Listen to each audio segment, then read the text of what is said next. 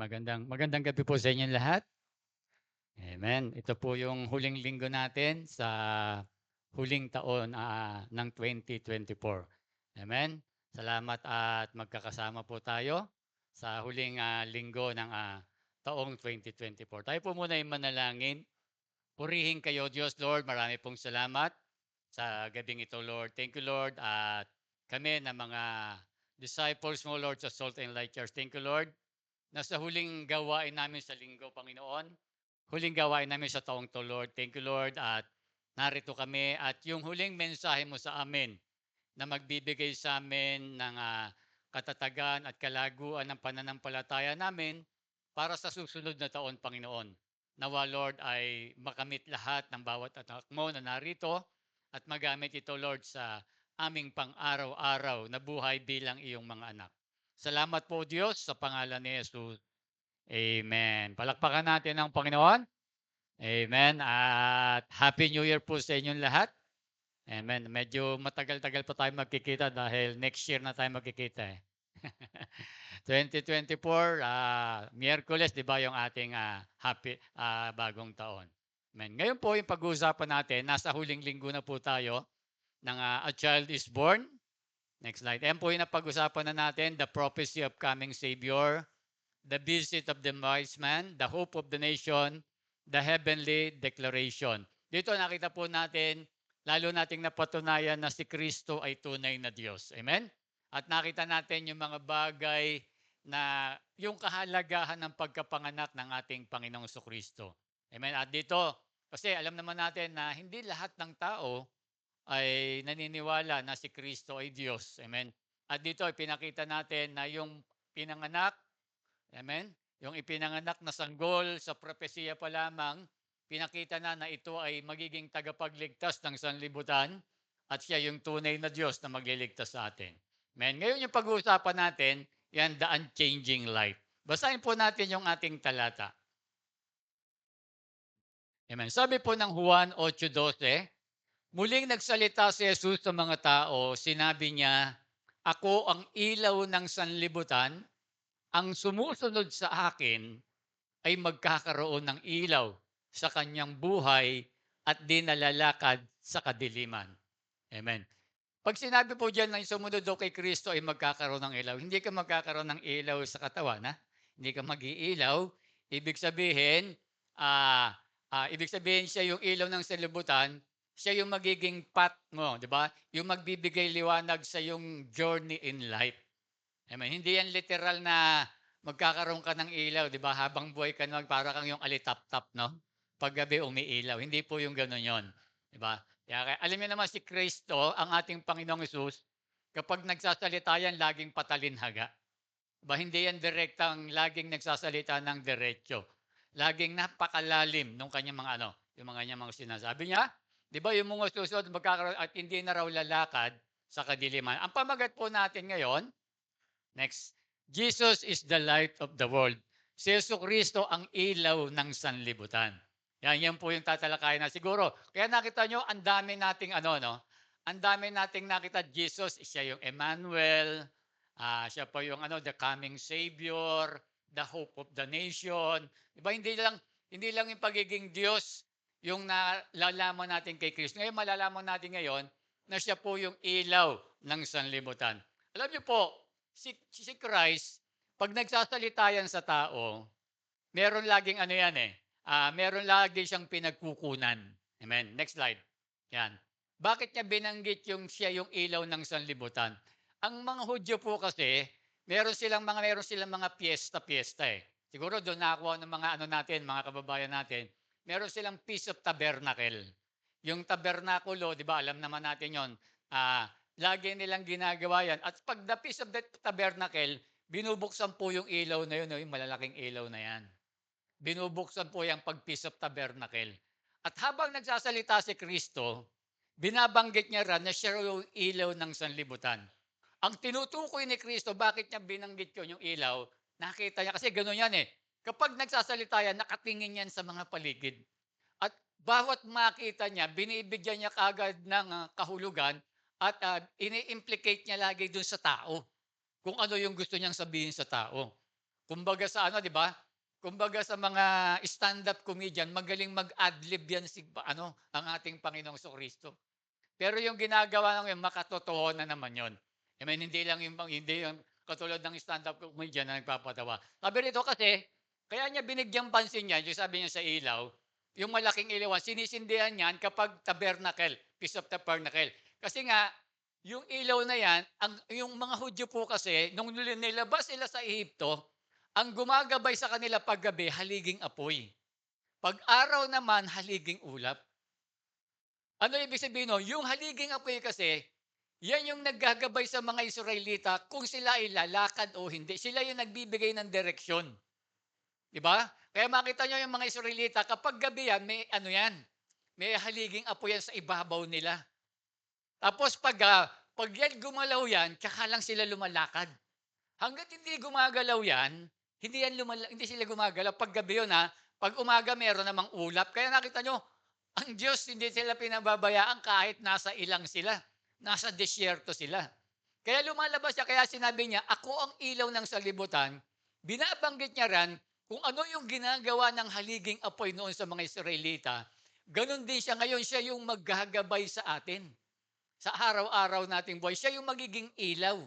Siya yung magiging path natin sa ating mga buhay. Kaya niya sinasabi yung ayon. Kaya nga sabi rito, sabi niya, kung paanong ang haliging apoy ay nagbibigay ng direksyon at kaligtasan sa kanila, sinabi rin ni Jesus siya yung magbibigay ng tunay na spiritual na patnubay. Kaya nakita nyo, yung mga ginagawa natin ngayon, gawa ng ating Panginoong Kristo yon. Diba yung mga ginagawa natin? Sabi nga ito, siya mismo yung daan, ang kanyang liwanag ay nagbubunyag ng katotohanan na naglalantad ng kasalanan at nag-aalok ng pag-asa ng katapusan. Inilalantad niya yung kasalanan kasi siya nga yung liwanag eh. Siya po yung ilaw, kaya inilalagyan niya doon sa mga tao kung ano yung mga kasalanan na nagagawa natin. Nang sinabi ni Jesus siya yung ilaw ng sanlibutan, mahalaga yung konteksto ng mabuti. Kasi alam naman natin sa Bible, pag liwanag sa kabutihan, pag madilim sa kasamaan.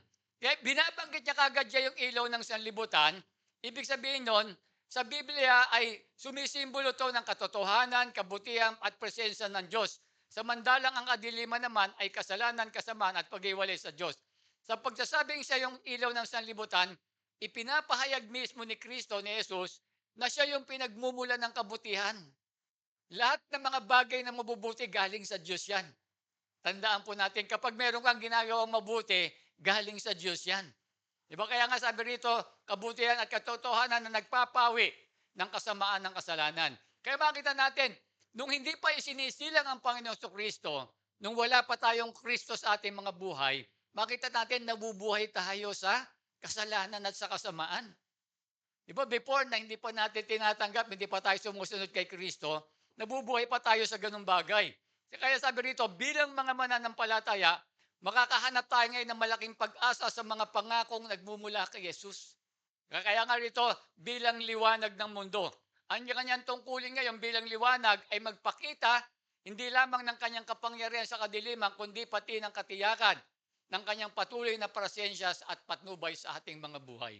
Kaya makita natin, yun yung ginagawa ni Kristo ngayon sa ating mga buhay. Kaya nga yung pag-uusapan natin ngayon ay yung mahalagang pangako na binanggit na siya yung ilaw ng sanlibutan. Ano ba yung ginagawa ng ilaw ng sanlibutan sa buhay ng mga tao? Ano ba yung mga pangakong binatawan ni Kristo na sinabi niya, ako yung ilaw ng sanlibutan at hindi na kayo lalakad sa kadiliman at bibigyan niya kayo ng buhay. Yan po yung pag-uusapan natin. 2 puntos lang po. Kung binanggit ni Kristo, ipapaliwanag natin ano ba yung binanggit niya na siya yung ilaw ng sanlibutan. Amen. Handa na po ba kayo? Amen. Sige. Una, sabi dyan, to guide, di ba? Yung sinabi niya siya yung ilaw ng sanlibutan, yung pangako niyang binitawan sa atin, siya yung magiging gabay in the darkness of this world. Siya yung magiging gamay doon sa kadiliman sa mundong ito. Mamaya, papakita ko sa inyo bakit sinabing darkness itong mundong ito. Amen? Basahin natin yung talata. Ang sabi dyan, John 8:12, ito rin yung sinabi kanina ni Kristo, muling nagsakalita sa kanila si Jesus, ako ang ilaw ng sanlibutan, ang sumusunod sa akin ay hindi kailanman lalakad sa kadiliman. Binanggit ko na kanina, pag sinabing kadiliman, kasamaan yon. Di ba? Kaya tayo raw, kapag sumunod ka raw kay Kristo, hindi ka nalalakad sa mga masasamang bagay. Hindi ka nagagawa ng mga masasamang bagay. Bakit?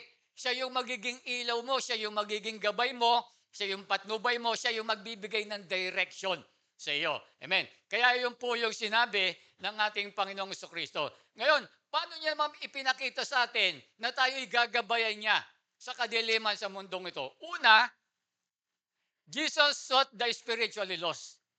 Hinanap ni Kristo yung mga tao, yung mga naligaw sa yung spiritual yung mga naligaw na tayo mga spiritual na mga tupa ng ating Panginoon. Kasi tayo before, nung hindi pa tayo sumusunod kay Kristo, hindi pa natin tinatanggap si Kristo sa ating buhay, tayo pong lahat ay mga tupang ligaw. Diba? Tayo po ay mga, ibig sabihin tupang ligaw, wala tayong Kristo sa puso, kaya yung ginagawa natin, puro sa paggawa ng kasalanan. Diba? Kaya nga, ang sabi ng Panginoong Kristo, sabi niya sa Luke 19:10, ang anak ng tao, si Kristo po yun, ay naparito upang hanapin at iligtas yung naligaw. Kaya nga tayo nandito ngayon eh. Dati po naligaw tayo eh. Dati ba pumupunta ka rito? Hindi eh. Hindi ka naman eh. Minsan lagi ka lang nasa bahay. Nandun sa galaan, nandun sa kung ano-anong ginagawa natin. Pero ngayon, nandito ka na. Hinanap ka ng Diyos. Tandaan po natin, hindi tayo yung humanap sa Diyos. Ang Diyos yung humanap sa atin, kaya ka nandito ngayon. Kaya pasalamat tayo sa Diyos, dahil nandito ka, hinanap ka niya. Amen. Sabi sa aklat ng mga awit, kaya pakiano nga itong nawawala eh. Sabi sa awit 14:2-3, ang Panginoon, tignan niyo po ito ang Panginoon o ang Diyos ay nakadungaw mula sa langit sa mga anak ng mga tao. Ano yung ginagawa mo? Sabi diyan, upang tignan kung may sino mang kumikilos na may talino na hinahanap ang Diyos. Dito kaya makikita natin mga kapatid, nakita nyo, hinahanap ng Diyos yung mga tupang naligaw. Ano pa yung mga, tignan nyo, ano ba yung mga naligaw na tuwa? Silang lahat ay naligaw, sila ay pare-parehong nagiging masasama, walang sino mang gumagawa ng mabuti, wala kahit isa. Kaya nakita nyo ang Diyos, kahit saan tayo, makapangyarihan. Kaya nga ang God is omnipresent God. Pag sinabi kong omnipresent, hindi lang siya nandito. Kita niya lahat buong mundo. Hindi nga, Pastor. Omnipresent nga, Diyos yun, makapangyarihan yun eh. Di ba? Kahit saan, nandun siya. Kaya ang Diyos, pwede mo siyang sambahin kahit saan. Kaya lang, meron tayong isang lugar kung saan natin siya sinasamba. Kaya dito makikita natin, di ba? Ang Diyos ay nakatingin. Sabi niya, di ba? Upang tignan kung may sino mang kumikilos na may tilyono na hinahanap ang Diyos. Ano pagtunay diyan? Ibig sabihin, wala talagang humahanap sa Diyos. Yung mga taong ligaw, tayo noon na mga gawa ng kasalanan, di ba? Hindi natin, hinahanap niyo ba yung Diyos noon? Nung wala kayo rito, hindi. Di ba, hindi naman natin hinahanap eh. Mamaya, paano ba kayo napunta rito? Pangalawa, sabi diyan, next, sabi ba? Tignan niyo po yung ginagawa pa ng Diyos sa atin. Tayo noon na nabubuhay sa kasalanan. Ang sabi ng Pahayag 3:20, tignan mo, nakatayo ako at kumakatok sa pintuan. Kung di rin gininuman ng aking tinig at bubuksan ng pinto, papasok ako at kakain akong kasalo nyo. Tignan nyo, iba na naman. Nagsasalita na naman si Kristo, kumakatok daw siya sa pintuan. Hindi literal na pintuan yan. Yung puso po natin yan.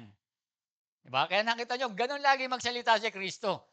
Kumakatok siya sa ating mga puso, kung di rin gininuman ng aking tinig at bubuksan ng pinto ang iyong puso, papasok ako at kakain akong kasalo nyo.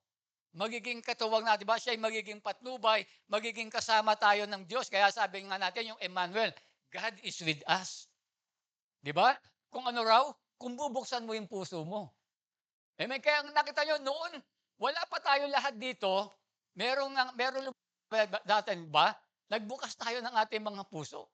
Kaya nga yung iba na nandito, di ba? Kaya ka nandito dahil nagbukas ka ng puso sa Panginoon. Kasi kung hindi ka nagbukas ng puso, wala ka rito. Pinili mo yung iba. Amen? Paano ba tayo nakarating dito? Eto ngayon, next. Lagyan natin. Ang sabi ng Matthew 28:19, kaya tumayo kayo, gawin yung alagad ko ang mga tao sa lahat ng mga bansa, bautismo niyo sila sa pangalan ng Ama, ng Anak at ng Espiritu Santo. Merong ginamit ang Diyos ng mga tao para hanapin tayo. Amen. Kaya mayroon tayong mga home LG, di ba? Yung mga bunga ng home LG na yan, yung mga parents nila, di ba? Yung parents nila Arellano, di ba? Yung kanyang kapatid. Di ba nakita natin? Sila yung mga humayo pumunta doon sa mga tahanan, doon sa mga Camille Gonzales, tapos iba pa rito sa Espelita. Natin, nung pumunta yung mga tao ron, kumakatok na ang Diyos doon sa kanilang mga heart eh. Ikaw yung pipili nyo kung magbubukas ka kung papapasukin mo si Kristo. Dahil binuksan nila yung kanilang heart kay Kristo, nandito sila ngayon. Di ba? Kaya makita natin, di ba? Kahit naman tayo noon lahat tayo rito. Ako rin nung araw. Di ba? Wala rin ako eh. Meron din nangaral din sa amin noon. At binuksan ko rin yung puso ko kay Kristo. Kaya ngayon, kasama na lagi kong kasalo ang Diyos sa aking buhay. Kaya makita natin, yun yung ginagawa ni Kristo, yun yung ginawa ng ating Panginoong Kristo, dahil sa ating mga lahat ng nawala, hinahanap niya tayo. Yun yung sinasabi niya, ako yung ilaw ng sanlibutan. Sabi niya, di ba, gagabayan ko kayo, hindi na kayo lalakad sa kadiliman kasi before lumalakad pa tayo sa kadiliman eh. Ngayon, inalis niya na tayo ron. Hinanap niya tayo, kumatok siya sa ating mga puso, at tumawag siya ng mga tao, nangaral ng mga tao, yung campus ministry, yung mga nag-i-invite sa atin. Ngayon, choice, pinili mo na magbukas ng puso. Kasi hindi naman lahat gumagawa ng ganong bagay. Hindi lahat nagbubukas ng puso para sa Panginoon. Pero salamat, di ba? At kasi dalawa lang naman ang pipiliin natin sa buhay eh. Tama o mali, buhay o kamatayan eh. Di ba? Yun lang naman, wala naman tayong papiliin sa gitna eh. Di ba? Wala tayong pipiliin siya. Kaya yun po yung makita niyo. Una natin, Jesus sought the spiritual laws. Pangalawa, paano tayo ginagabayan ni Kristo sa kadiliman? Pangalawa, Jesus gave new life to those living in sin and moral corruption. Doon sa mga taong nabubuhay sa kasalanan, gawa ng kasalanan at ng mga corruption, binigyan niya tayo ng bagong buhay. Ang sabi po ng Efeso 2:4-5, subalit napakasagana ng habag ng Diyos at napakadakila ng pag-ibig niya sa atin. Tayo'y binuhay niyang kasama ni Kristo noong tayo'y mga patay pa dahil sa ating mga pagsuway. Before patay pa tayo, bakit? Suway tayo ng suway sa Diyos eh. Diba? Pero dahil tinanggap mo si Kristo, nagbukas ka ng pintuan ng puso, ngayon makita natin, kasama tayong buhay ngayon ng ating Panginoon. From darkness to light. Diba? Tingnan natin pa yung talata. Ang sabi pa, tingnan natin, kuya, next. Sabi, Efeso 5:8, dati kayo'y nasa kadiliman, ngunit ngayon nasa kaliwanagan na. Sapagkat kayo'y nasa Panginoon, mamuhay kayo ngayon ng nararapat sa mga taong nasa liwanag. Nakita natin kapatid, pag binabanggit natin liwanag at dilim, masama at mabuti yan, di ba? Binanggit ko na kanina. Kaya nga sabi ni Christ, ako yung ilaw. Nagre-represent siya doon sa liwanag, doon sa mabubuting bagay. Kaya sabi rito, di ba? Dati nasa kadiliman tayo, ngunit ngayon nasa kaliwanagan na. Kaya dapat sabi dyan, mamuhay ka ngayon ng nararapat sa mga taong nasa liwanag. Kaya dapat tayo pong mga tao na nasa liwanag, saan ka man naroon, dapat nagliliwanag ka rin. Namumuhay ka sa liwanag, hindi na sa kadiliman. Ano ibig ko sabihin? Kung ngayon at tinanggap mo si Kristo, sumusunod ka kay Kristo, dapat yung ginagawa mo mabubuting bagay. Diba? At nagpapakita ka na ikaw yung tunay na Kristiyano, ikaw yung tunay na born again. Minsan nga, kaninang tanghali, na kumakain kami, nagkukwento yung aking anak, meron siyang kasamahan sa trabaho na INC. Hindi niya pinapakilala na INC siya. Pero nagdududa na sila magkakasama, bakit tuwing Webes, nakabarong, di ba? Pag mga INC, pag Webes, mga yan eh. Laging yan. Di ba tinatago niya yung pagiging INC niya, tinatago niya. Ewan ko kung bakit ayaw niya magpakilala.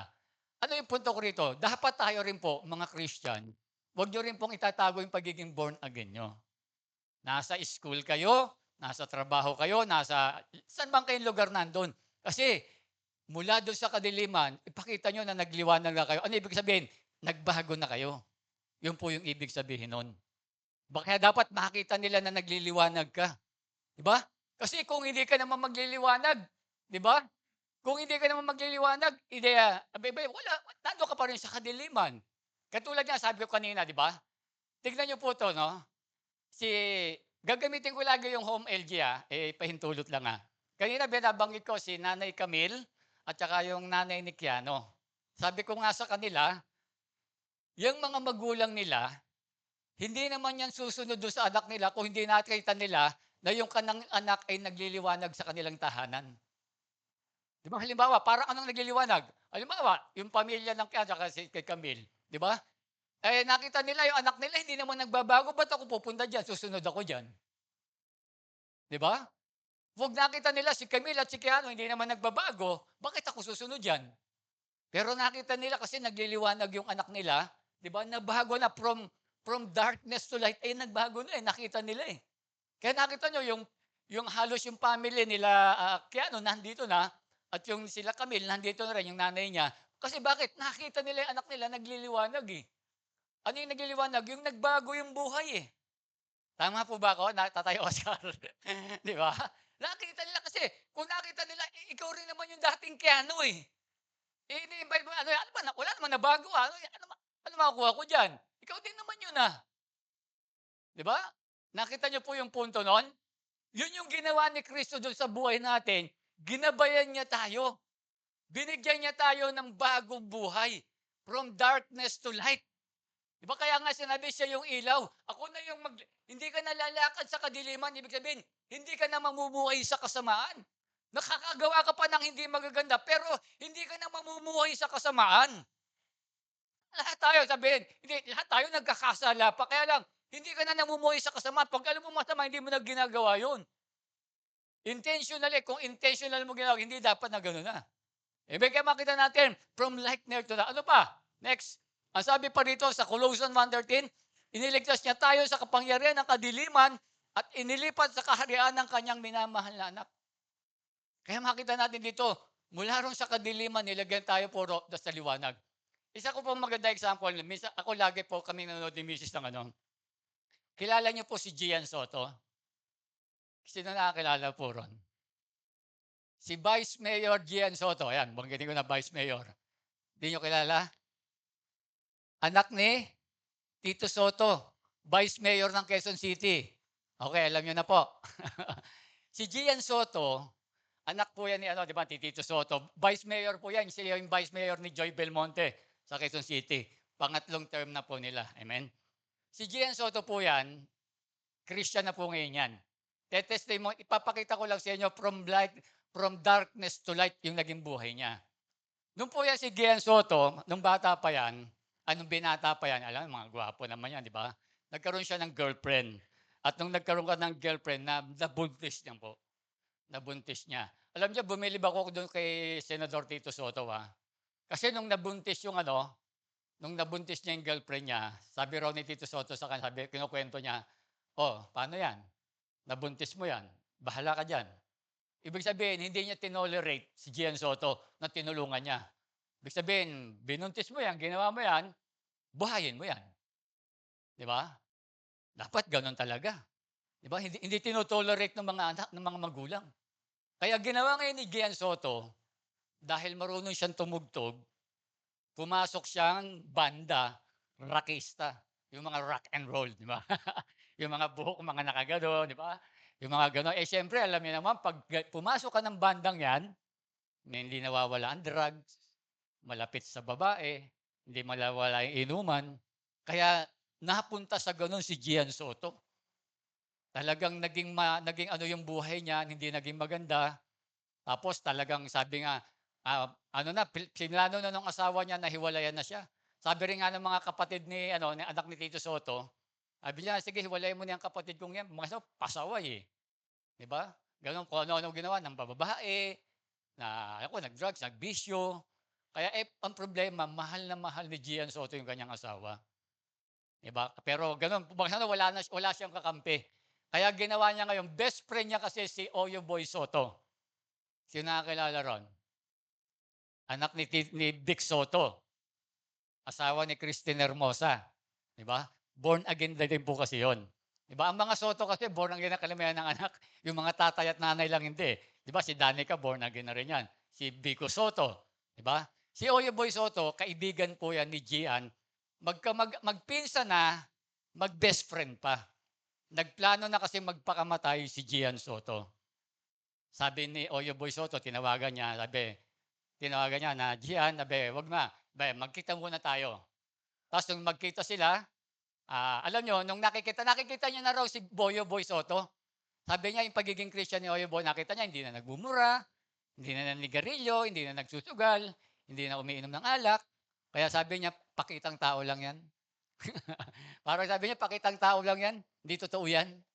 Pakitang tao lang 'yan." Pero alam niyo po nung magpapakamatay na nga siya, yun ang tinawagan niya pa rin. Sinama siya sa Bible study. At do'n talagang, nakita niya yung sarili niya, na yung pagkakamali niya, 'di ba? Kaya do'n, hanggang sa tinanggap niya si Kristo, 'di ba? Hanggang tinanggap niya si Christ, 'di ba? Hindi siya nagpakamatay at ngayon malagong mananampalataya na naman ni Gian Soto na hindi rin Christian, ang nagdala naman sa kanya si Danica Soto. Yun na naman ang nag-share do'n. Kaya dito makikita natin si Gian ngayon, alam niyo po do'n sa Gian, panoorin niyo po yung kay Karen Davila. Yung sa bahay nila, ang favorite verse niya, Psalms 119 verses 105. The lamp is thy, 'di ba? Yang pipe ng your feet, 'di ba? Yung 'di ba, yung ang salita ng Diyos ay magiging ilaw sa ating daraanan. Tignan mo, meron silang basketball court do'n, nakalagay do'n sa malaking ano 'yon. Tapos pagpasok mo sa bahay, maraming mga memory verse. Nakita niyo po ron? From darkness to light. Yun po yung Kristo. Yung ipinanganak ni Kristo na sinabi niya yung siya'y ilaw ng sanlibutan, magbibigay siya ng bagong buhay sa mga taong susunod sa Kanya.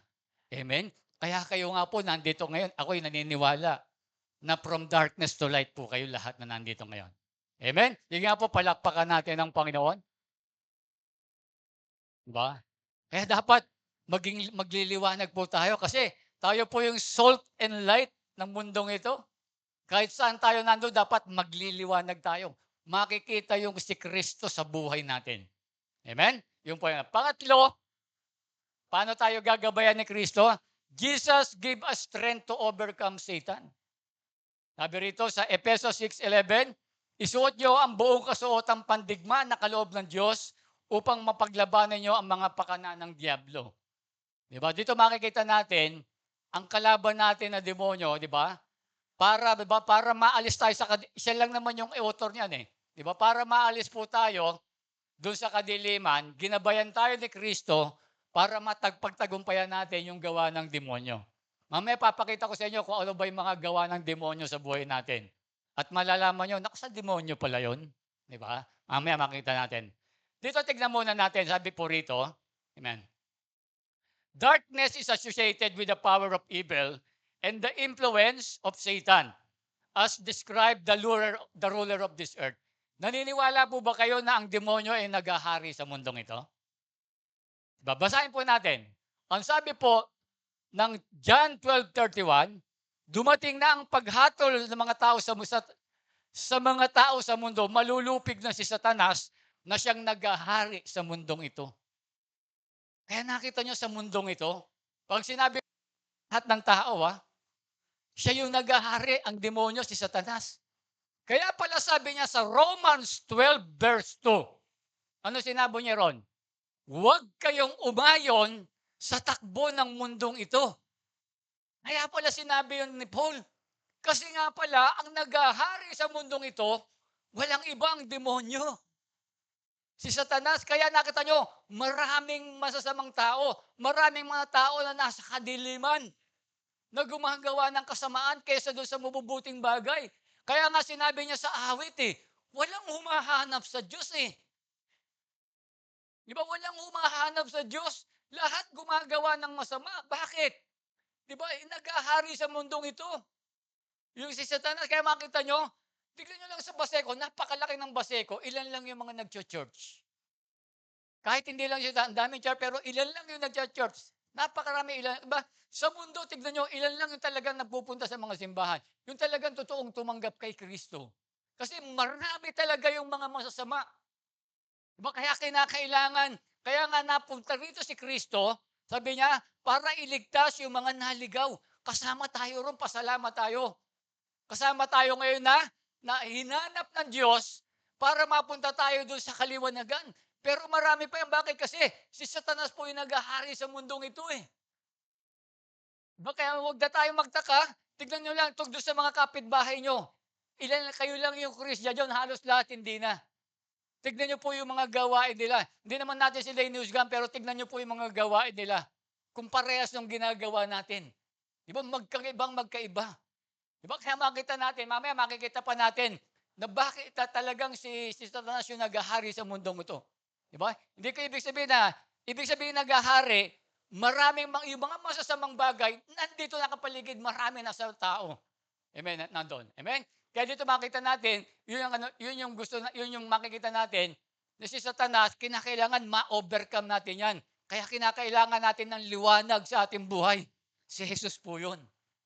Amen? Para hindi po tayo matalo ng demonyo. Amen. Next, ang sabi ng Efeso 6:12, sapagkat ang kalaban natin ay hindi mga tao, kundi yung masasamang espiritu sa himpapawid.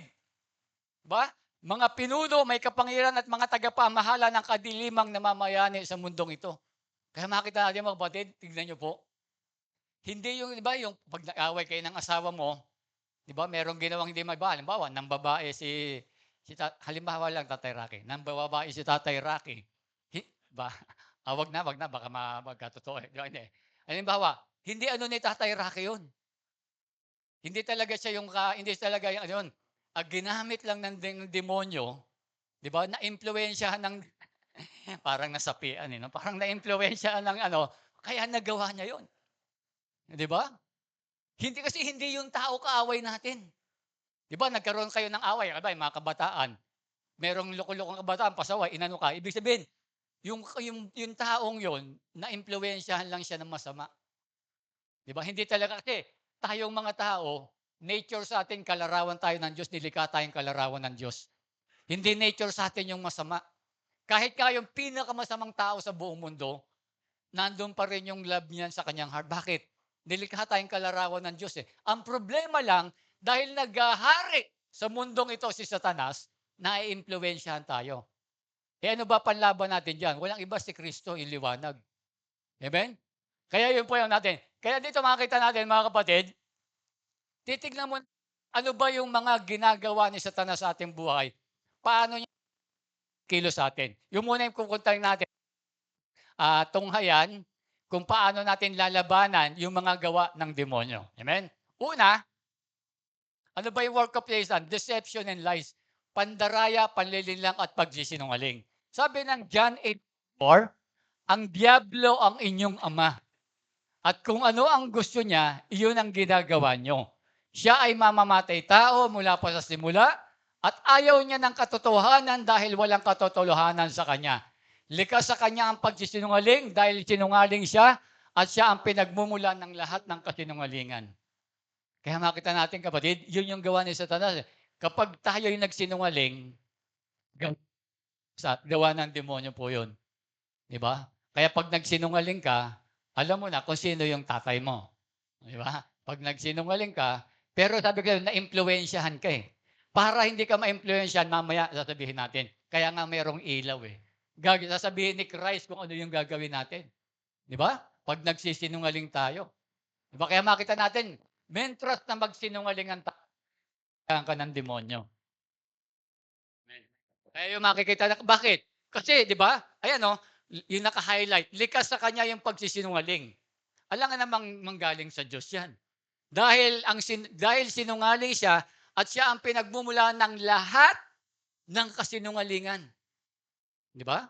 Kaya makita mo, pag nagsinungaling ka sa asawa mo, nagsinungaling ka sa kaibigan mo, sa kapatid mo, sa jowa mo, sa kaibigan mo, gawa ng demonyo yon. Di ba? Yan yung ginagawa niya. Bakit? Para mag-away kayo. Kaya nakita mo, pag nag-away kayo, di ba? Yun ang gustong-gusto ng demonyo. Kaya sabi kanina, di ba, hindi naman talaga yung kaaway natin eh. Kasi naano ka ng demonyo, eh. Naimpluwensyahan ka, eh. Natalo ka, eh. Na-deceive ka, eh. 'Di ba, na-deceive ka niya, eh. Kaya dapat hindi ka made-deceive ng demonyo para hindi ka magsisinungaling. Amen, kaya 'di ba, minsan gano'n yung ginagawa natin 'pag meron tayong nagawang hindi maganda, nagsisinungaling tayo. Ayaw mo kasi mapahamak, eh. O kaya sabihin ni Satanas, "Eto sabihin mo, 'wag mo sabihin yung totoo." 'Di ba, gano'n ba? "Wag mo sabihin ng babae ka." 'Di ba? Sabihin mo na traffic lang kaya ka laging nale-late, 'di ba? 'Di ba, gano'n. Lahat ng pagsisinungaling magaling 'yan. Kaya kayo 'pag nagsisinungaling nakita niyo ang galing nating magsinungaling? Magaling 'yang demonyo. 'Di ba, crafter nga 'yan, eh. 'Di ba sa Genesis, crafter 'yan, magaling 'yan. Kumbaga ano, napaka-creative niyan. Alam niya kung paano dadayain yung tao. Kaya 'pag wala kang Kristo, madadaya ka lagi niyan. 'Di ba, madadaya ka. Pangalawa, ano pa yung gawa niya? Temptation, tukso. Tukso sa lust of the flesh, tukso sa pagnanakaw, tukso sa pandaraya, ano pa bang masama na natutukso ka? Hindi lahat ng tukso, 'di ba? Ang sabi ng unang Tesalonica 3:5, "Kaya nga hindi na ako makatiis, ay nagdadala ko riyan ng sugo upang alamin ang kalagayan ng inyong pananampalataya sa Panginoon. Nag-aalala ko na baka natukso na kayo ng dyablo at kung magkagayoy mawawalan ng kabuluhan ng aming pagpapagal." Kaya di mo makita natin, ang nanunukso po hindi ang Diyos nanunukso, ang diablo ang nanunukso. 'Di ba kaya makita natin minsan 'di ba, tayo tayo po mga ano 'di ba nakakapagnakaw ka, natutokso kang magnakaw, eh. 'Di ba natutokso kang magnakaw gawa ng diablo 'yun, eh. 'Di ba minsan natutokso ka na hindi gumawa ng mabuti do'n sa mga 'di ba do'n sa mga kaibigan natin, sa mga kakilala natin, gawa ng diablo yung mga bagay na 'yun, eh. Pero matatagpo mo ba yan, 'pag meron kang Kristo, 'di ba, sigurado yung ilaw na sabi niya hindi ka nalalakad sa kadiliman, mapapagtagumpayan mo yung mga bagay yan. 'Di ba? Matutukso ka, 'di ba makita mo, 'di ba 'pag madalas sa ating mga sa mga Facebook natin, rampant yung pornography, eh, talagang matutukso ka diyan. 'Di ba kahit scroll ka lang, kunyari, "Ay nahinto, 'di ba magaganon ka lang diyan, pero mamaya panonoorin mo na yan, 'di ba? Eh, alam naman natin ba hindi magaganda, eh. Ba kaya makita natin dapat 'pag kinakailangan mamaya 'di ba ang sabi kanina sa Ephesians 6:11, isuot daw natin yung baluti ng kaloob ng Panginoon para malabanan natin yan. Amen, next, sabi pa diyan, spiritual blindness. Binubulag pala ng demonyo yung ating kaisipan. Ang sabi ng ikalawang Korinto 4:4, ayaw nilang maniwala sa magandang balita. Yung magandang balita, yung pong gospel of Christ, yung salita ng Diyos tungkol kay Kristo. Dahil ang kanilang mga isipan ay binulag ni Satanas, tignan niyo po na nagahari sa mundong ito.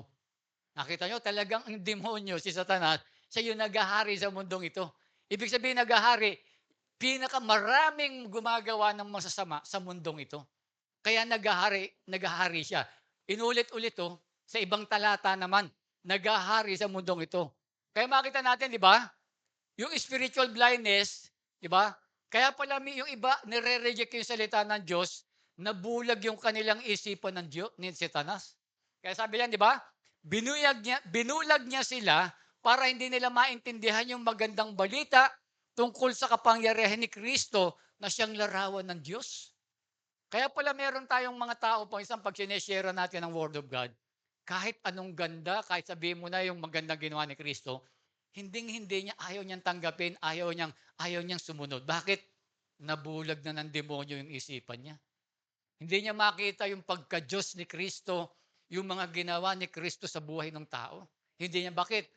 Yun yung ginawa ni Satanas, binulag po siya. Amen? Kaya dito makita natin, di ba? Kaya minsan, kapag nag-share tayo ng Word of God, nire-reject tayo minsan ng ibang tao. Di ba? Hindi naniniwala. Di ba? Kahit anong share natin, ayaw. Di ba? Kahit anong pilit natin, minsan mga magulang natin, mga kapatid natin, ayaw talaga nila. Di ba? Bakit? Nabulag na eh.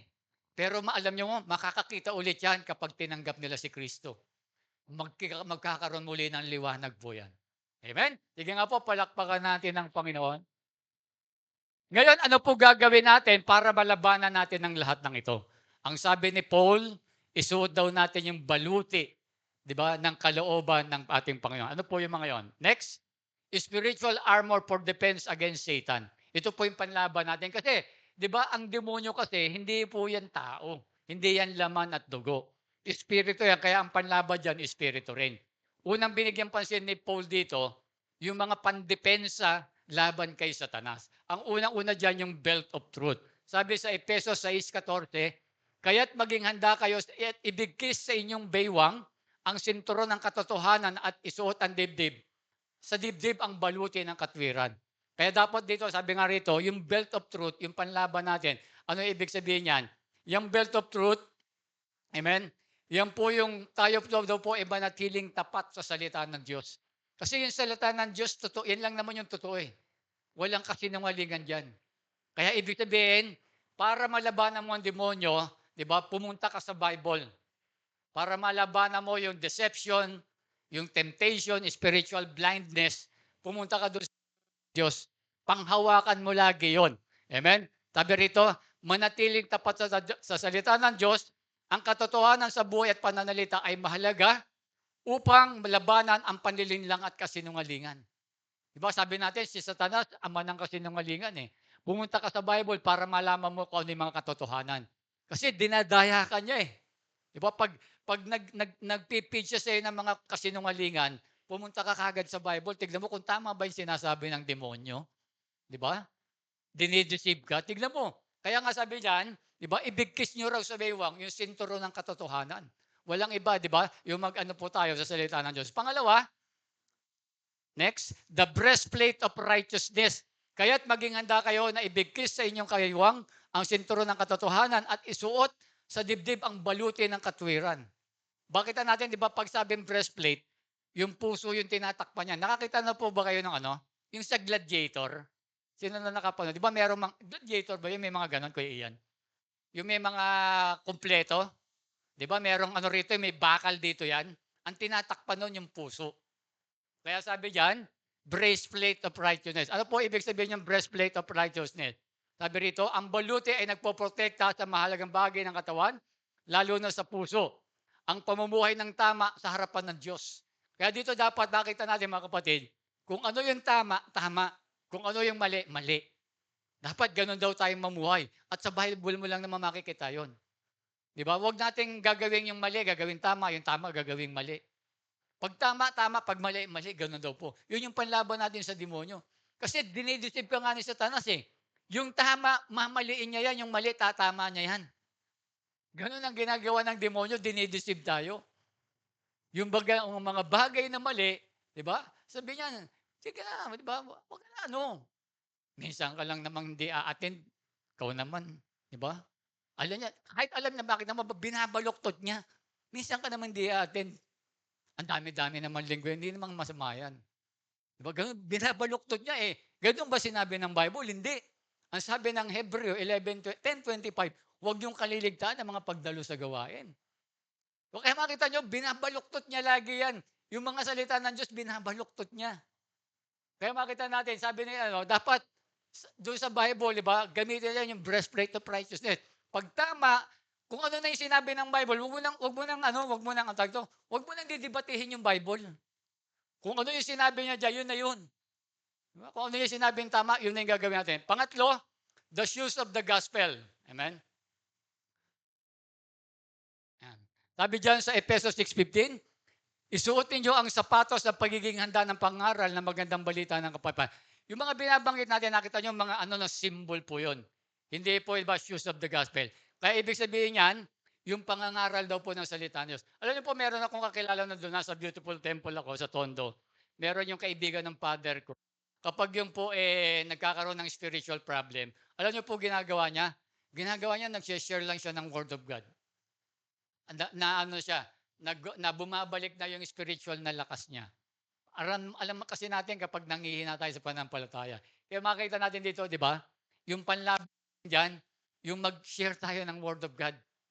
Di ba? Pag nag-share tayo ng Word of God, malalabanan natin yung mga gawa ng kaaway. Next, sabi dyan, the shield of faith. Lagi yung gawing panangga, alam yung shield of faith, yung ano? Yung tawag dyan, yung panangga. Di ba? Nakita niya, sino ba meron niya sa marble? May panangga. Sino po? Oh, si Captain America pala kasi hindi ako nanonood ng Marvel. Ang pinapanood ko dati Papay, eh, 'di ba? Hindi ako umabot do'n, eh. Hindi ko na inabot si Marvel, eh, 'di ba? O yung panangga, 'di ba? Yung panangga, sabi, yung panangga, lagi niyo raw gawing panangga yung pananampalataya. Ano ibig sabihin nun? Na siyang papatay sa nagliliyab na palaso ng diablo. Kasi yung faith natin, ano ba sabi rito, faith as a shield against the attack of doubt, fear, and temptation. Baka kasi minsan nag-aalinlangan tayo, tinitukso tayo, natatakot tayo. Kapag tayo ay mataas at malakas yung ating pananampalataya kay Kristo, panlaban natin po yun. Diba kaya nga kita natin, tinuro natin dito, di ba, mula sa simula ng Disyembre, ipinakita natin na si Kristo yung tunay na Diyos. Kapag nagtataas yung faith mo ron, hindi ka matatalo ng demonyo. Dahil alam mo, meron kang Kristo. Ba hindi ka kahit na hindi ka pag-aalinlanganin, matatakot o matutukso, mahihirapan ang demonyo sa atin. Amen? Panglima, helmet of salvation. Isuot niyo ang helmet ng kaligtasan at gamitin ang tabak ng Espiritu na walang iba kundi ang salita ng Diyos. Pag sinabi naman ng helmet, iba alam naman natin merong nakasuklob yung mga armor. Pag sinabi naman helmet of salvation, dapat panindigan mo at yung assurance ng iyong kaligtasan. Kasi pag alam mo na ikaw ay ligtas, kahit anong mangyari, hindi mananalo ang demonyo sa'yo. Kasi alam mo, save ka eh. Mananalo pa siya, alam mo, langit ka eh. Dapat manindigan ka dahil doon sa salita ng Diyos na tinanggap mo, di ba, doon sa Romans 10:9-10, Ephesians 2:8-9, di ba, na sumampalataya ka kay Kristo, di ba, alam mo na ikaw ay magkakaroon ng buhay na walang hanggan. Panindigan mo lagi yun. Di ba? Ang demonyo dadahin kaya sabi, hindi ka paligtas. Loko-loko ka, hindi ka paligtas. Ano ka ni Satanas yan? Kung talagang ligtas ka na, di ba? Lahat ng nababaligtarin yan. Pero dapat i-assured natin yon. Kasi yun yung sinasabi natin, yun yung sinasabi ni Paul na panlaban natin sa demonyo. Pang-anim, next, the sword of the Spirit. Isuot nyo ang helmet ng kaligtasan at gamitin ang tabak ng Espiritu na walang iba kundi ang salita ng Diyos. Yung sword daw, yung salita ng Diyos. Diba? Lahat ng inuna natin, puro pang-protection yun eh. Ang panguli, ang pampatay sa demonyo, yung salita ng Diyos talaga. Kaya nakita nyo, bakit tayo nagde-devotion? Diba? Kaya nakita nyo, yung mga kino-quote nyo ng mga Bible verse, panlaban nyo sa demonyo yan. Diba si Christ, ano ginamit niya nung tinukso siya ng demonyo? Diba? Ang ginamit niya, salita ng Diyos. Diba? Nagko-quote, si Satan nga marunong mag-quote ng Bible eh. Pero ano ginagawa ni Kristo? Di ba nung sinasabi niya na magpatihulog ka? Di ba dahil aalalayan ka ng Diyos? Di ba sabi ni Satanas, sabi ni Kristo, ang sabi ni Jesus, sabi, huwag mong subukin ang Diyos mo. Di ba? Kinano ka agad siya, di ba? Kaya makita natin, yung sword o yung salita ng Diyos, kaya tayo nagde-devotion, nagbabasa ng Bible, panlaban natin sa demonyo yun. Kasi kino-quote natin yun eh. Di ba? Kaya makita natin mga kapatid, ito po yun yung mga panlaban. Kasi ang demonyo, espiritu yan eh. Hindi mo naman mapapatay ng baril, hindi mo mapapatay ng yan, ng kutsilyo o ano pana, hindi mo kaya yan. Ang panlaban lang dyan sa salita ng Diyos. Kaya nakita nyo, si Kristo kahit nag-fasting ng 40 days and 40 nights, hindi siya natukso ng demonyo. Bakit? Kasi yung meron siya, alam niya yung mga alam niya yung mga word of God, paano niya sasanggahin yung mga ginagawa ng ating ng demonyo. Amen? Panghuli, siyempre yung panalangin, manalangin kayo sa lahat ng pagkakataon, humiling at sumamo sa patnubay ng Espiritu. Amen? Kapag dumaraas tayo ng mga temptation, deception, spiritual blindness, manalangin lang po kayo sa Panginoon. Ewan ko lang pag hindi natin natalo ang demonyo. Amen? Tingnan po, palakpakan natin ang Panginoon. Amen? Yan po yung una natin. Pangalawa at panghuli, to bring light. Yan. Yan yung pangako ni Kristo una. Gabayan tayo sa sa darkness word. Pangalawa at panghuli, magbigay ng buhay. Amen. Tandaan natin mga kapatid, basahin muna natin yung talata. Ang sabi ng John 8:12b, muling nagsalita sa kanila si Jesus, ako ang ilaw ng sanlibutan. Ang sumunod sa akin ay hindi kailanman lalakad sa kadiliman, kundi magkakaroon ng ilaw ng buhay. Amen. Ang halaman ba kailangan ng ilaw? Ng liwanag? Amen. Di ba? Hindi mabubuhay ang halaman pag walang liwanag. 'Di ba? Gano'n din tayong mga tao. 'Pag walang Kristo tayo, walang ilaw sa atin, hindi rin tayo mabubuhay ng tama, ng maayos. Amen, kaya dito kailangan talaga natin yung liwanag, eh.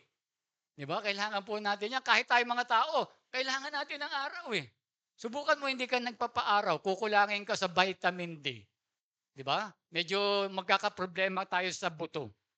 'Di ba, kung lagi ka lang nasa loob ng bahay, hindi ka man lang lumalabas talaga, ni minsan hindi ka lumalabas ng bahay, 'di ba, magkakaroon ka ng problema. Kaya yung liwanag, napakahalaga yan sa buhay natin. Lalo na ngayon pagdating sa spiritual na bagay. Kaya nga sabi ni Kristo, siya po yung ilaw ng sanlibutan. Lahat ng susunod sa kanya, magkakaroon ng ilaw ng buhay. Amen? Tignan natin ano ba yung mga bring of life, ano ba yung buhay na ibibigay sa atin. Una, yan. Jesus overcome darkness. Ang liliwanag sa kadiliman at hindi ito nadaig ng kadiliman. Di ba? Kaya makita natin, di ba, yung kanina sa 10, di ba? Makita natin si Christ na overcome na pagtagumpayan niya ng kadiliman. Sabi niya, di ba? Ang ilaw na ito ay nagliliwanag sa kadiliman. Sabi, at hindi ito nadadaig nisma ng kadiliman. Amen. Kaya makita natin, yun yung buhay na binibigay sa atin ng Panginoon. Next, pangalawa, Jesus revealed the truth. Sumagot si Jesus, ako ang daan, ang katotohanan, at ang buhay. Walang makararating sa Ama kundi sa pamamagitan ko. Dito makikita natin mga kapatid, si Kristo, bago ko siya nagbibigay ng buhay, ba, nire-reveal niya yung kung ano yung mga katotohanan sa buhay natin. Kasi alam natin kasi ang demonyo, tinitwist yung word of God, eh. Kaya dito makita natin, si Christ, nag-illuminate siya sa atin, di ba? Para malaman natin kung ano yung mga katotohanan. Nagliliwanag siya sa atin, sasabihin niya sa atin, ito yung mga totoong bagay. Na ginagawa na Satan na dinideceive tayo, binabalok niya yung tama, ginagawa niyang mali. Ano yon? Una, next, ayan. Jesus illuminates the truth about God. Kasi ang mga tao, sinasabi nila si Kristo hindi Diyos. Dito ni-reveal niya na yung Ama at si Kristo ay Diyos. Kasi mayroong mga tao na hindi naniniwalang Diyos si Kristo. Di ba? At nireveal niya rito kung ano yung mga ginagawa ng Diyos Ama. Tignan niyo, basahin natin ha. Sumagot si Jesus, ako ang daan, ang katotohanan at ang buhay. Walang makapupunta kundi sa pamamagitan ko. Kung ako kilala nyo na rin ang aking Ama, mula ngayon ay kilala na ninyo siya at inyo lang nakita. Next. Ayan. Sinabi sa kanya ni Felipe, yung alagad ng Panginoon. Sabi niya, Panginoon, ipakita niyo sa amin ang Ama at masisiyahan na kami. Sumagot si Jesus, kay tagal niyo na akong kasama, hanggang ngayon hindi mo pa ako kilala, Felipe. Ang nakakakita sa akin ay nakakita na sa Ama. Bakit mo sinasabing ipakita mo sa akin ang Ama? Ipinapakita rito, nire-reveal ni Christ ng lahat ng nakakita kay Kristo, yun ay Ama. Yun yung ginagawa ng Ama. Ipinapakilala kasi ni Kristo sa tao, sa atin, kasi hindi natin nakita yung Diyos Ama eh. At hindi natin nakikita yung Diyos. Ngayon, ginagampanan ni Kristo ngayon, inilalabas niya yung katotohanan kung ano yung Diyos at kung sino yung Diyos. Ang sabi niya kay Felipe, ang nakikakakita sa akin ay nakakita na sa Ama. Bakit mo sinasabing ipakita mo sa akin ang Ama? Next, sabi pa sa isang talata, kuya next. Hindi ka ba naniwalang ako'y nasa Ama at ang Ama ay nasa akin? Hindi sa akin galing ang sinasabi ko sa inyo, ngunit ang Ama ang nananatili sa akin at siyang gumaganap ng kanyang gawain. Diba? Ibig sabihin, lahat ng ginagawa ni Kristo, yun yung Diyos Ama. Ipinapakita ni Kristo sa ating mga tao. Ipinapakita niya yung katotohanan na yun yung Diyos Ama. Kaya sabi niya, ba, lahat ng nakakita sa akin, nakakita na sa Ama. Ba, hindi na kinakailangan ipakita pa yung Diyos Ama sa lupa. Hindi na. Si Kristo na yung nagre-reveal nun. Ini-illuminate niya na yung katotohanan na ito yung Diyos. Diba? Ito yung Diyos na God the Father, God the Son, God the Holy Spirit. Diba? Kaya makita natin, yun yung kainama na magbibigay buhay sa atin. Ano pa? Hindi lang yung Diyos. Next, yung buhay din. Sinabi sa kanya ni Jesus, ako ang muling pagkabuhay at ang buhay. Ang sino mang sumampalataya sa akin kahit mamatay ay muling mabubuhay. Kaya dito napakaganda, di ba? Pag sumusunod ka kay Kristo, kahit mamatay ka, muli kang mabubuhay. Bakit? Siya yung buhay eh. Di ba kaya nga yung pangako niya, siya yung ilaw ng sanlibutan, siya ay nagbibigay buhay. Kasi bakit? Siya yung buhay eh.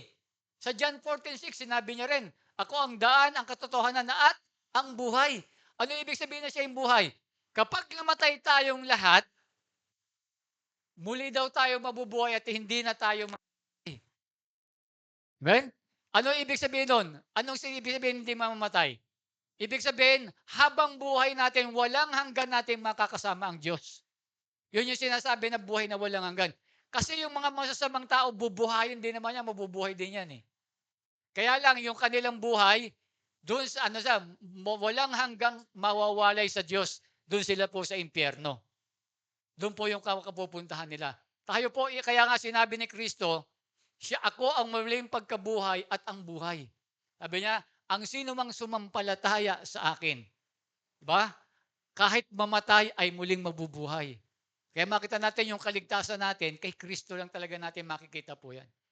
Amen. Kaya po yung binigay ng katotohanan na ito yung buhay. Ito pa. Next. Tungkol naman po sa kasalanan. Next. Hindi ako umahatol sa taong dumirinig ng aking salita. Ngunit ayaw namang sumunod dito. Sapagkat hindi ako naparito upang hatulan ng salibutan, kundi upang iligtas ito. Diba? Dito makikita natin, next pa, basahin ko na isang talata. Tapos na. May ibang hatol sa mga ayaw tumanggap sa akin at sa aking mga salita. Ang salitang ipinapahayag ko ang hahatol sa kanila sa huling araw. Dito makita natin, nireveal niya yung tungkol sa kasalanan. Lahat ng nagre-reject sa teaching ni Christ, sabi niya, nakakagawa ka ng kasalanan. Diba? Kaya't anumang utos ni Kristo na nilabag mo, nakakagawa ka ng kasalanan. Kaya yun yung sinabi niya, nireveal niya, ito yung kasalanan. Lahat ng mga pinapahayag ko na hindi natin sinusunod, nagkakasala ang tao. Amen? Next, ano pa? Sabi niya pa dyan, sumagot si Jesus, pakatandaan nyo, ang gumagawa ng kasalanan ay alipin ng kasalanan. Ba, natalakay na natin ito nakaraan. Next, ano pa sinabi niya? Pagkatapos ito, nakita ni Jesus sa loob ng templo ang lalaki at sinabihan nitong, magaling ka na ngayon, huwag ka nang gumawa ng kasalanan at baka masahol pa riyan ang mangyayari sa iyo. Dito ipinakita ni Kristo na ang kasalanan, kapag gumawa ka, dapat huwag mo nang uulitin yan.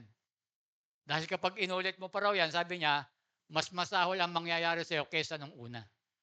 Amen? Kaya nakita natin, yung gano'n niya pinapakita na yan yung kasalanan.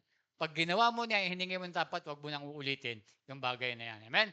Last, sa salvation, sabi rito, sapagkat gayon na lamang ang pag-ibig ng Diyos sa sangkatauhan, kaya't ibinigay niya yung kanyang kaisa-isang anak upang ang sino mampalataya sa kanya ay hindi mapahamak, kundi magkaroon ng buhay na walang hanggan. Dito natin makikita na ang kaligtasan kay Kristo lang po matatagpuan. Wala na, walang ibang Diyos, di ba? Ayoko na magbanggit ng ibang kaligtasan na binabanggit ng iba. Walang ibang kaligtasan na makakamit ang tao maliban po kay Kristo lang. Tandaan po natin yan. Kaya makita nyo, kaya nga sinabi niya siya yung ilaw ng sanlibutan eh. Di ba? Nagbibigay siya ng buhay. Yung buhay na walang hanggan yun. Di ba? Kaya tayo po, yung pagsampalataya natin, tandaan nyo, ngayon lang medyo, kung titignan mo parang, ano ba yung epekto sa buhay sa akin yan? Ngayon lang parang hindi mo mararamdaman. Lalo na pagkabataan ka. Man ba? Walang hanggan. Gaganda ba? Pero epekto niyan, di ba? Yung pag namatay tayo, kasama natin ng Diyos. Di ba?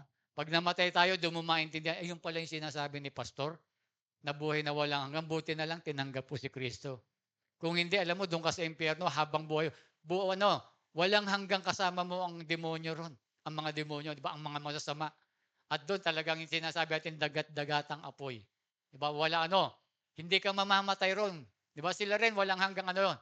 Hindi mamamatay ang mga tao ron. Ipararana sa iyo yung hirap. Di ba? Ipaparana sa iyo doon, di ba? Walang hanggan yun. Kung dito pa lang, minsan init na init ka, nako doon. Kung dito, isang araw ka lang nainitan doon, walang hanggan doon. Di ba? Kaya nga, di ba? Ang sabi doon, natatandaan nyo, doon sa mayaman at kay Lazaro, nung panahon nandito ka sa lupa, nagpasasa ka, di ba? Sa mga kalayawan dito. Pero si Lazaro, nagpakahirap para sa Diyos. Kaya pagdating ng araw, mababaligtad yung buhay natin. Yung mga tao nagpakalayaw sa mundong ito. At tayo naman mga tao, na nagsakripisyo sa paglilingkod para sa Diyos. Nakita mo, pumupunta pa tayo rito, mababaligtad yung panahon pagdating ng araw. Sila naman yung maghihirap, tayo naman kasama ng Diyos. Amen. Gusto nyo ba yon? Kaya konting sakripisyo lang po sa pag-serve kay Lord. Konting sakripisyo lang po tayo. Diba? Lagi kong inuulit, hindi pong madaling mapunta sa langit. Diba? Paulit-ulit ko na yan, diba? Parang sirang plaka na ako rito sa pulpito. Hindi ganun kadali. Kaya yung mga sakripisyo natin dito, tandaan mo na yan. Pagdating ng araw, doon mo lang ma-realize na tama pala yung sinasabi ng mga lingkod ng Diyos. Diba? Yung nagpakasasa ka rito, nagpakalayaw ka, diba? Punta ka roon, punta ka roon. Hindi ka nagbibigay ng panahon sa Diyos. Yun yung binabanggit ko. Ay naku, mararamdaman mo na pag namatay ka, diba? Alam natin, ulit natin, walang second chance. Walang pangalawang pagkakataon. Walang second repentance. Tandaan natin yan. Kung nabuhay ka, pinanganak ka, at namatay ka ng 40 years old, mula nung pinanganak ka hanggang 40, doon ka uhusgahan ng Diyos. Diba? Ang paghusga natin ng Diyos, kung ano yung mga ginawa natin dito sa lupa. Kaya kung ginawa mo lang dito sa lupa, nagpakasasa ka lang, namatay ka, hindi ka rest in peace. Maniwala ako sa hindi ka na rest in peace. Diba? Kaya makikita natin, dito pala mga kapatid, lalo tayong mga kabataan, medyo minsan ganito, hindi pa natin tanggap yung ganitong mga buhay. Diba? Ano lang tayo, magkaroon lang tayo, maging matyaga lang tayo. Ako, nagsimula din ako sa katulad yung kabataan. Nung nagsiserve ako sa ngayon, hanggang nakapag-asawa na ako. Diba? Ano lang po, makikita natin yung magiging bunga niyan. Hindi lang naman eternal life, kahit yung buhay dito sa mundo, bibigyan tayo ng maayos na buhay ng Panginoon. Amen? Next. Ang sabi pa dyan, sumagot si Jesus, ako ang daan, ang katotohanan at ang buhay. Walang makapupunta sa Ama kundi sa pamamagitan ko. Nasaan ba ang Ama? Diba nasa langit? Kaya makita natin ang kaligtasan, kay Kristo lang matatagpuan yan. Ang sabi din sa Acts 4:12, diba sa silong ng langit, walang ibang pangalang ibinigay ang Diyos maliban sa pangalang Jesus na ikililigtas ng lahat ng tao. Amen. Kaya po yung Kristo, yung ilaw ng sanlibutan, yung pinanganak, diba? Yung sineselebrate natin for Christmas, napakaganda ng binibigay natin sa atin yan. Sa lahat ng susunod at mananampalataya sa Kanya. Amen? Last, yan, Jesus gives eternal life. Diba? Sabi dyan, at ito ang patotoo, ipinagkaloob sa atin ng Diyos, ang buhay na walang gan. Ito'y makakanta natin sa pamamagitan ng Kanyang anak. At sa 12, next, yan, kung ang anak ng Diyos ay nasa isang tao, ito tingnan niyo po ito kung ang anak ng Diyos, si Kristo ay nasa isang tao, mayroon siyang buhay na walang hanggan. Ngunit, kung wala sa kanya ang anak ng Diyos, ay wala siya ng walang hanggang buhay. Kaya makita nyo, mahalaga yung tinatanggap mo, nananampalataya ka kay Kristo. Kasi, sabi ngunit kung wala sa kanya ang anak ng Diyos, ay wala siyang buhay na walang hanggan. Kung wala kang Kristo sa buhay mo, wala kang buhay na walang hanggan. Pag namatay kang walang Kristo, wala kang buhay na walang hanggan. Ang Bible po yung nagsasabi. Diba? Ang meron lang buhay na walang hanggan, sabi diyan, kung ang anak ng Diyos ay nasa isang tao, mayroong siyang buhay na walang hanggan. Diba? Kaya nga sabi yung sumusunod, yung binanggit natin, ang sumampalataya kay Kristo hindi mapapahamak. Ba kaya kinakailangan natin tanggapin si Kristo, manampalataya kay Kristo, sumunod kay Kristo. Yun yung sinasabi rito, na nasa iyo yung anak ng Diyos. Pero kung wala yung mga yon, wala kang buhay na walang hanggan. Kapag namatay ka, sa impyerno ka na. Impyerno kagad yung takbo mo. Doon ka kagad, maghihintay ka ng judgment day. Hihintayin mo na lang judgment day at doon na lang tayo. Di ba? Kaya wala na, wag kayong maniwala na kapag pinanalangin kayo, ay mapupunta pa kayo sa langit. Naku, wag kayong magpaniwala, pandaraya ng demonyo yun. Kasi nagiging instrumento ng mga tao na kahit gumawa sila, okay lang, gumawa ng sama. Alam ka naman, pag namatay ako, pwede namang ipanalangin. Naku, walang sinasabi ang Bible na ganyan. Di ba? Yun yung pang-deceive ni Satan para gumawa ka na magbisyo-bisyo ka pa rin. Gumawa ka pa rin ng kalokohan. Bakit? Kasi nasa isipan ng mga maraming tao, pag namatay ako, pwede namang ipanalangin. Diba, mapupunta pa rin ako sa langit eh. Nagiging tuloy nila yon. Ano ba tawag ito? Nagiging lisensya nila tuloy ngayon na gumawa ng ganong mga bagay. Di ba? Kasi hindi naman yun yung sinabi ng Diyos, di ba?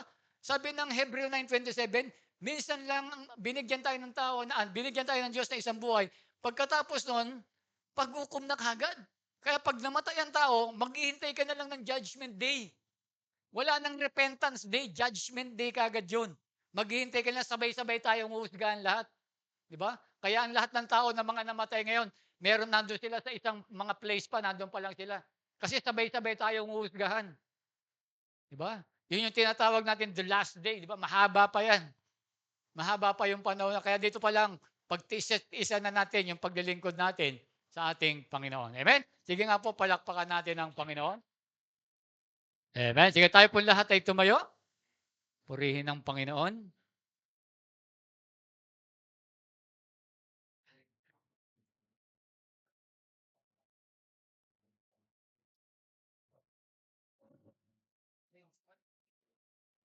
Bago po tayo mag-communion, ay meron lang po ako ipagagawa po sa inyo. Dahil this is the last day ng ating pong service ngayong taon na ito.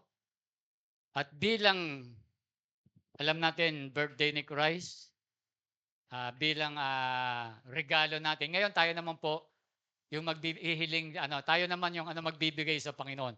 Lagi na lang tayong humihingi sa Kanya eh.